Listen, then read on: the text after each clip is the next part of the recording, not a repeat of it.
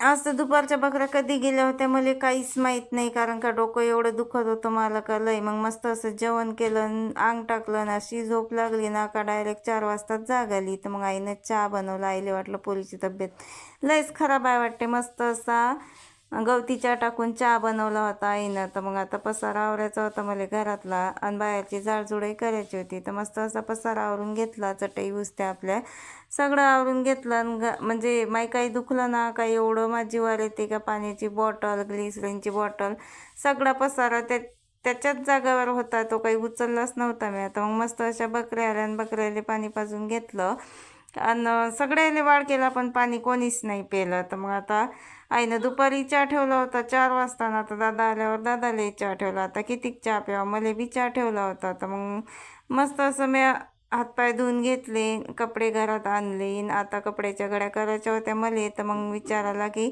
Double gas पेटवून आपल्याला चहा ठेवा म्हणजे गरम करा लागणार आहे.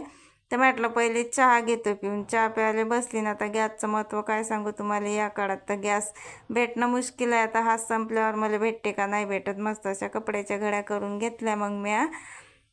आणि आता मला म्हणजे भाजी बनवायची होती. स्वयंपाक तर होता सकाळचा, पण सकाळी मी रात्रीचंच मटण केलं होतं. तर मग संध्याकाळी ती संपलं होतं. तर आता भाजी बनवायची होती. तर मग भाजी बनवायची होती तर म्हटलं चला आज खारोड्या बी तळून घेऊ मस्तपैकी.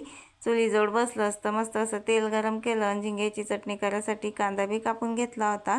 आणि खारोड्या अशा मस्त तळून घेतल्या आणि झिंगे बी निवडून घेतले मस्तपैकी, आणि मस्त अशी झिंग्याची चटणी करून घेतली. चला तर मग भेटूया पुढच्या ब्लॉगमध्ये. बाय.